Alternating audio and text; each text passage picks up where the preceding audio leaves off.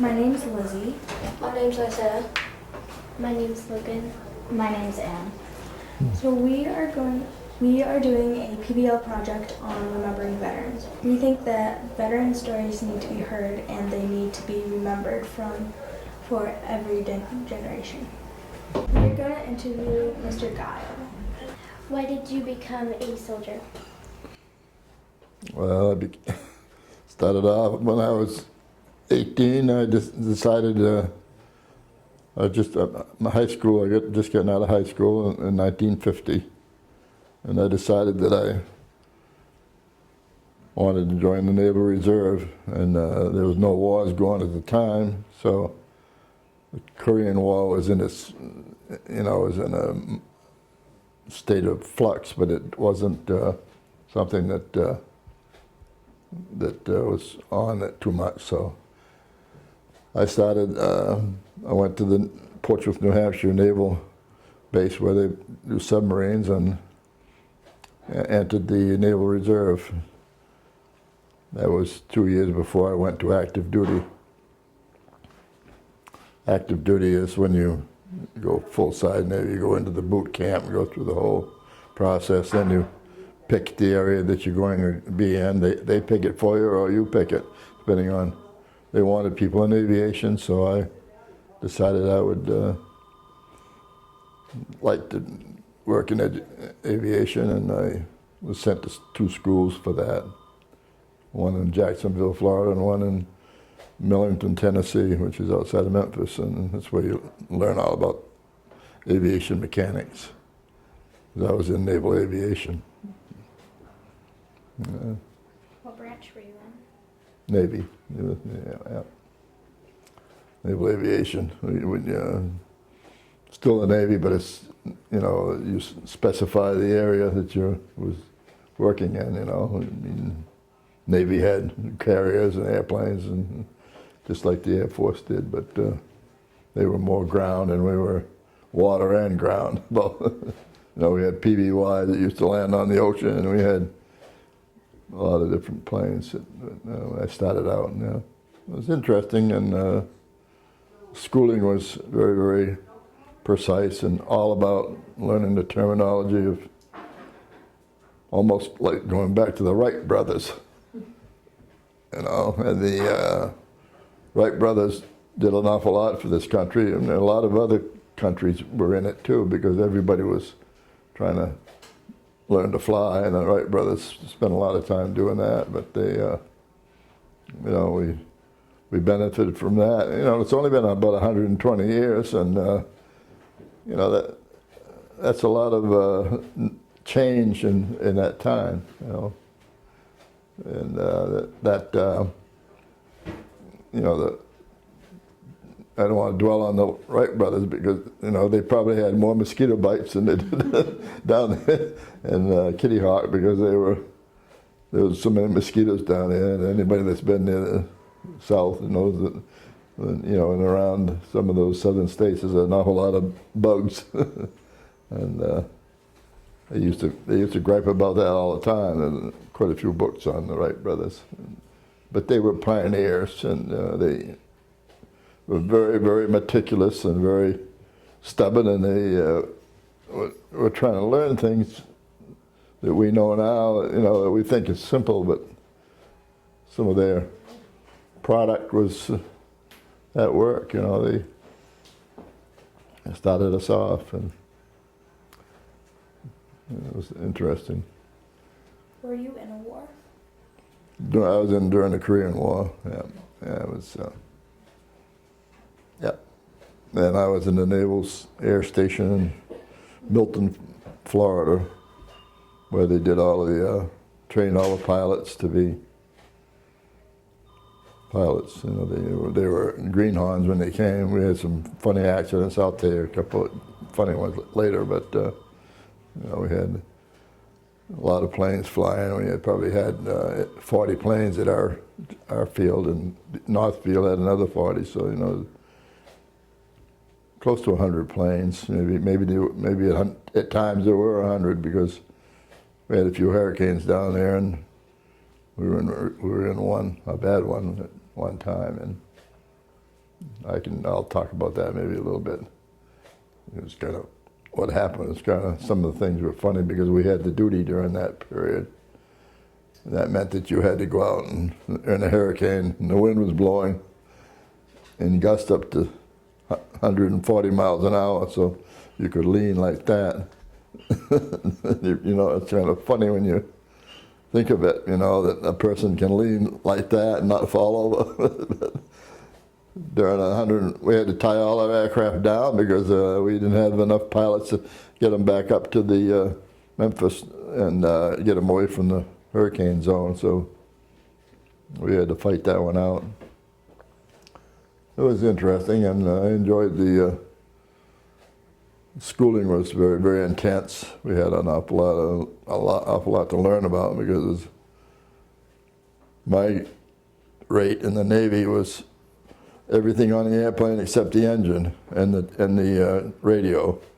They had ATs that did the radio, and they had ADs that did the engines, and we had everything else. So we had to make sure that everything was right because, you know, there's a lot of parts to a plane, and you figure you're up there flying around, you don't want to lose part of it. Did you have any friends in the military or the war? A lot of friends. One of my friends switched from the Navy to the Air Force. He ended up in the Air Force, and I ended up in aviation too. So he made that model airplanes when he was a kid, and he spent a lot of time making them. And we made some funny ones, and we lost a few. We had one that went up in the air, and the tail, the rudder straightened out so that the plane decided it was going to head off in a straight line, and we never saw it again. We tried to catch it by car, but we never did. We lost that plane, it was gone.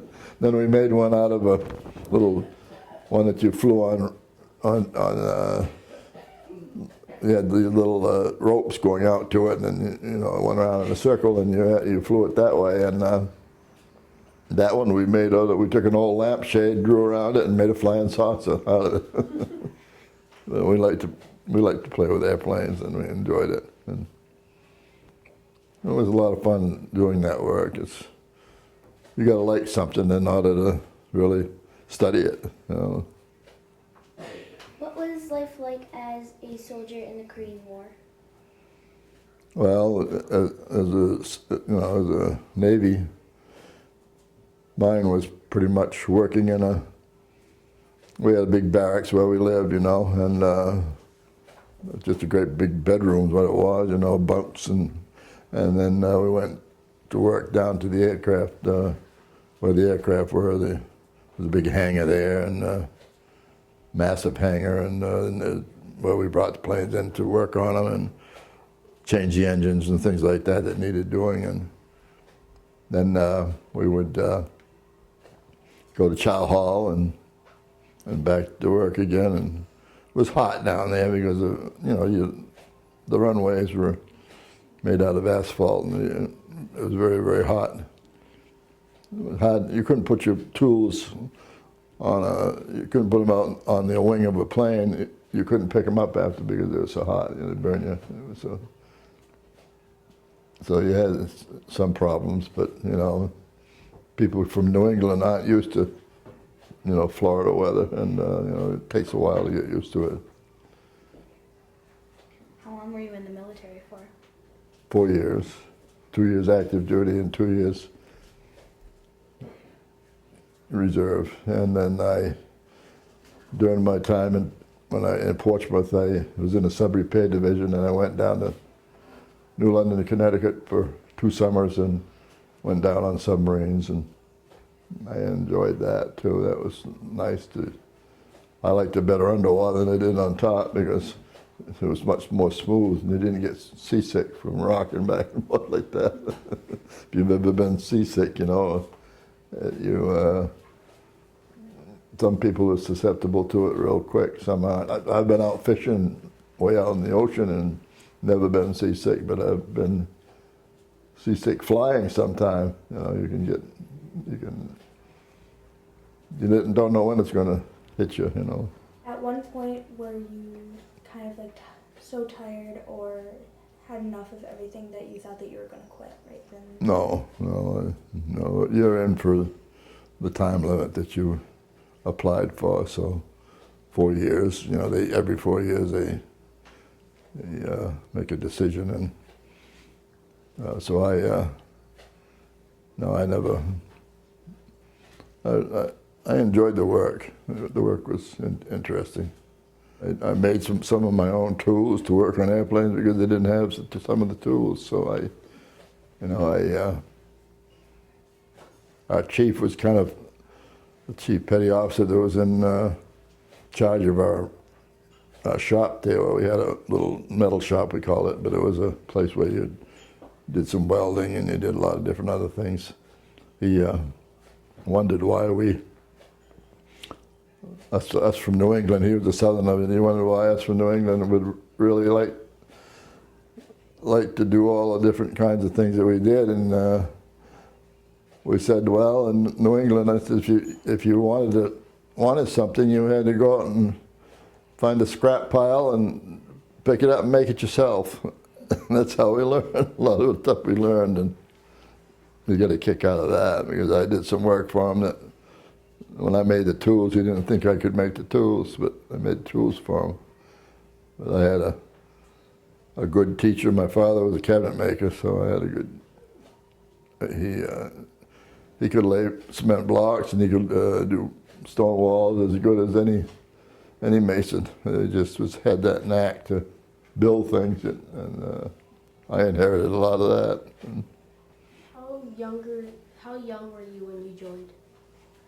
well, let's see. I joined in 1950. I was born in 1932, so 18 to 50. So that was when I joined, just in my senior year out of high school. Yep.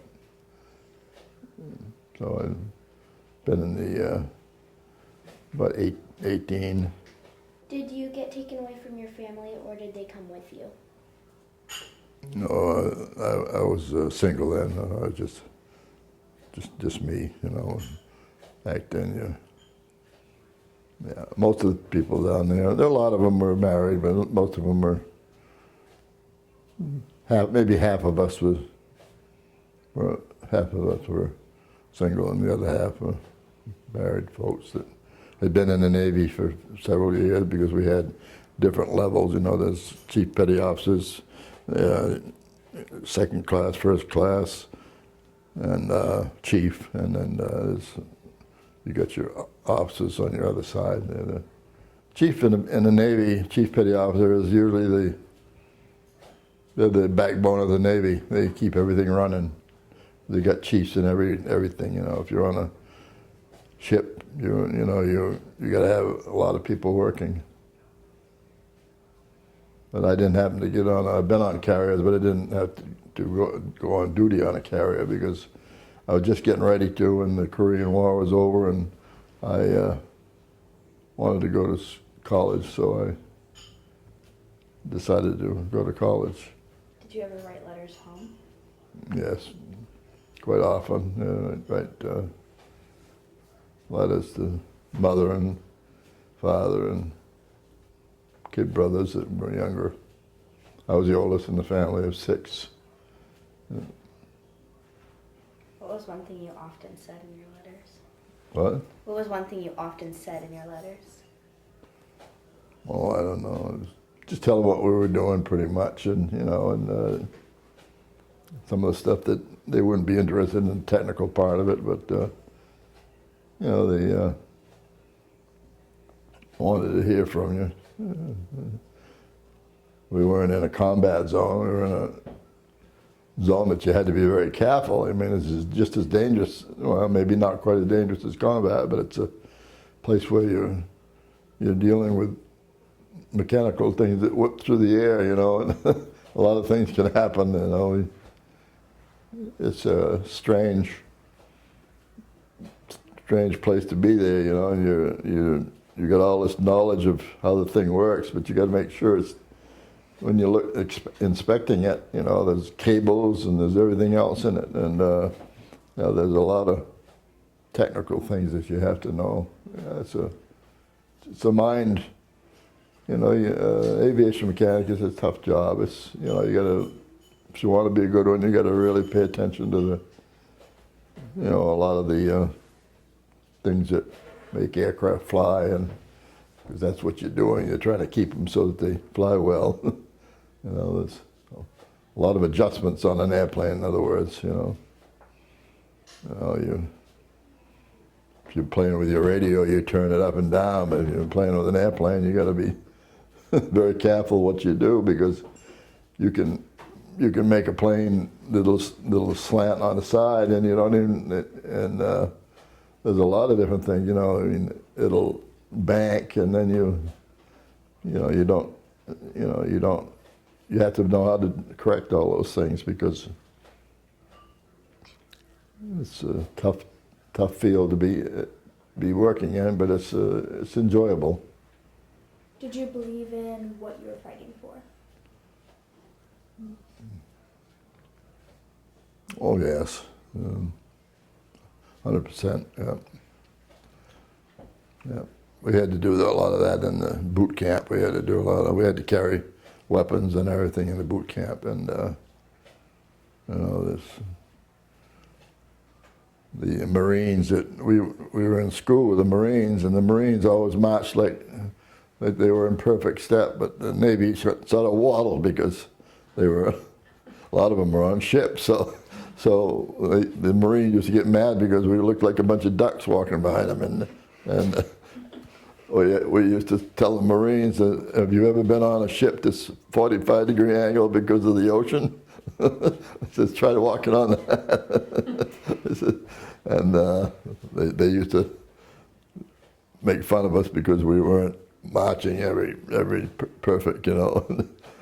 And we sort of waddled like a bunch of ducks.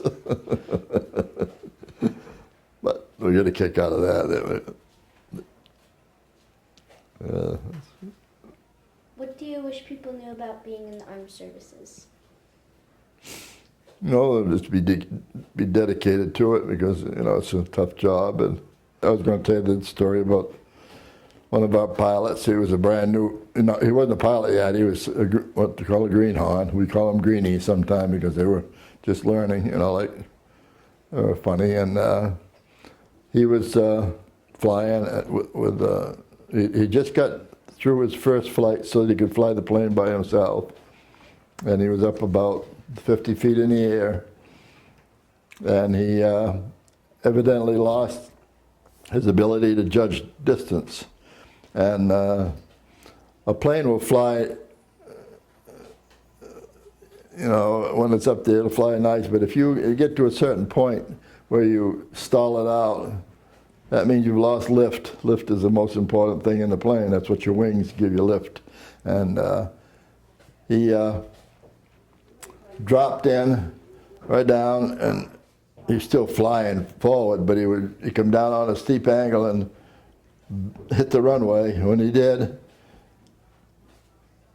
his engine came right off the plane. The engine sheared right off, this great big radial engine with 9 cylinders and 750 horsepower. It came right off the plane and went right down, and the propeller stuck into the tire in the runway. And he bounced along, and all he had in front of him was the instrument panel. He didn't have anything beyond that, because he was looking out through the window, and he could see nothing, no engine or anything. Everything was gone. And he bounced along, and we went out on the crash truck to bring the plane in. We had 2 parts. They had to get a trailer to bring the engine in, and there was all these wires and things from the engine, and the fellow, you know, he was really surprised. And then there was another one similar to it that nobody was hurt on that accident, the first one. Second one was the pilot. I think it was something wrong with the tower. They'd given 2 planes. We had planes running around like hornets, you know, they were everywhere, and they gave 2 planes the right to land and by mistake, and they had landed on the runway, and they're going along beautiful like this, you know. They were hit the run. This first plane come down, hit the runway. The fellow in back was back here, and he didn't see the one below. So, but this one is already on the runway, and he's slowing up. This one here hit the runway behind him.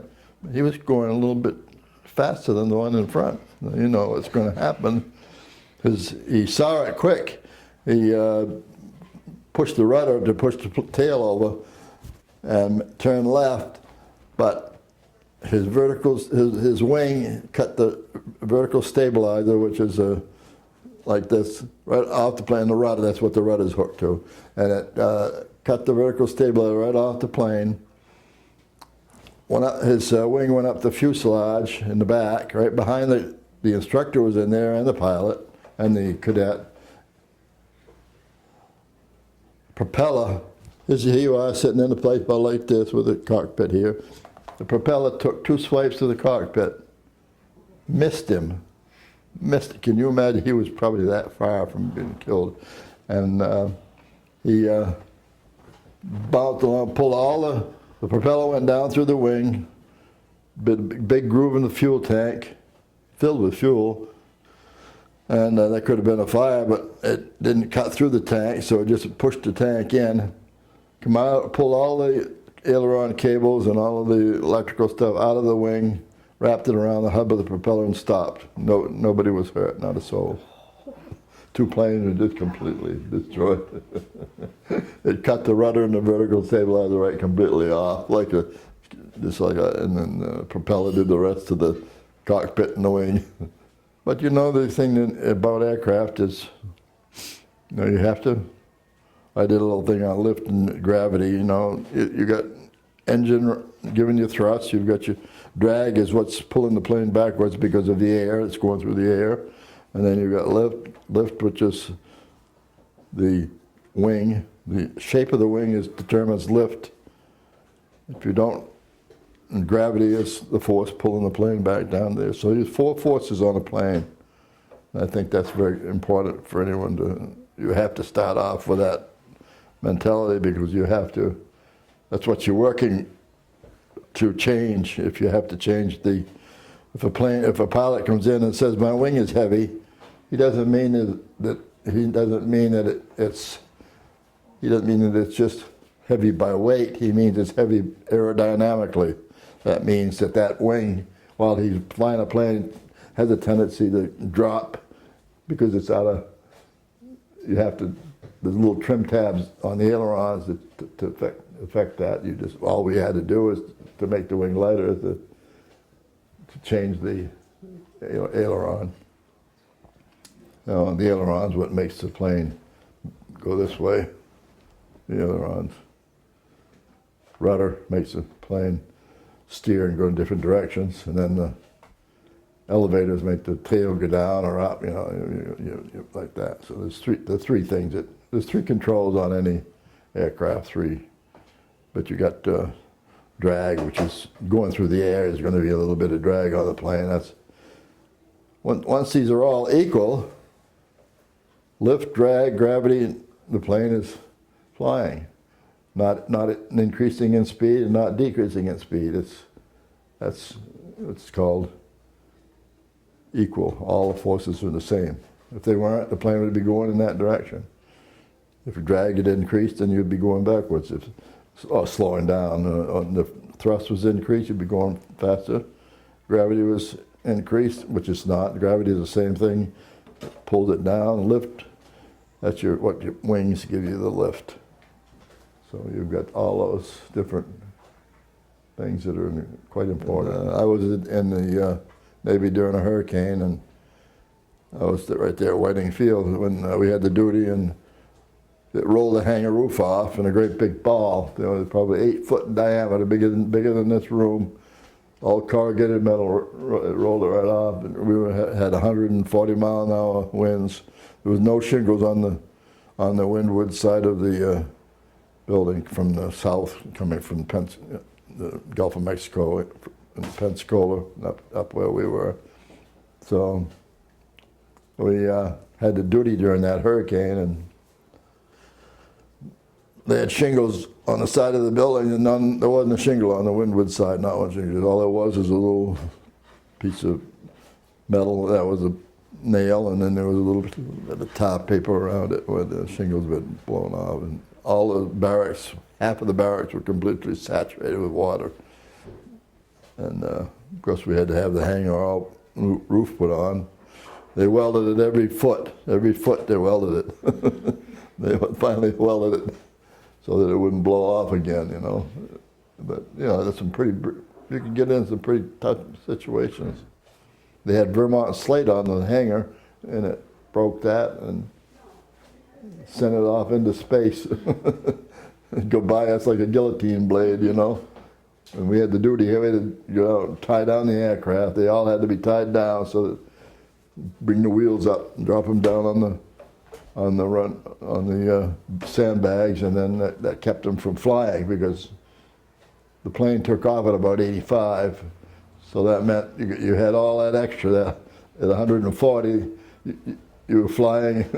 Any plane that was on the ground could be flying. Thank you very much for your service in the Navy, Mr. Gile. Thank you for your service. Thank you. Yeah. Thank you. Thank you. Yeah.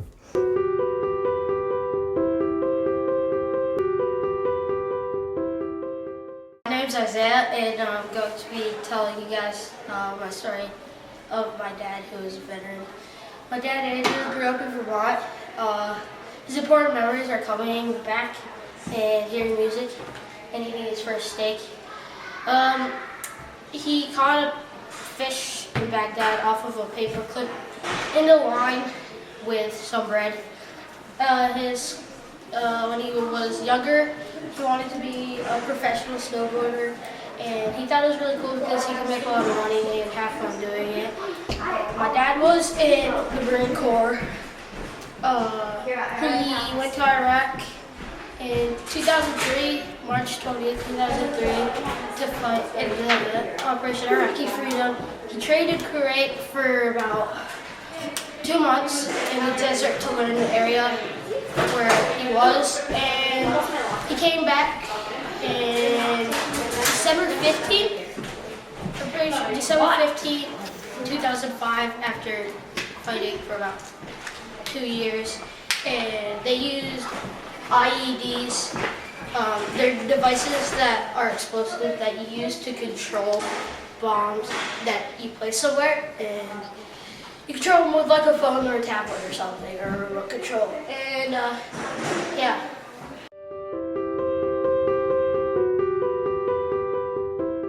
Was a veteran from the Korean War, and he died in 2017. And he was in the 187th Airborne ROKSAN, and he would jump off of planes in Korea to do surprise attacks on Korean soldiers. He was a long-time woodworker. He was self-taught, and one time when he was in the forest, he cut down a tree and it fell back onto him, so he got a spleen, a concussion, broken ribs, and his arm was holding on by just a piece of flesh. Also, when he was 3 days old, his parents died.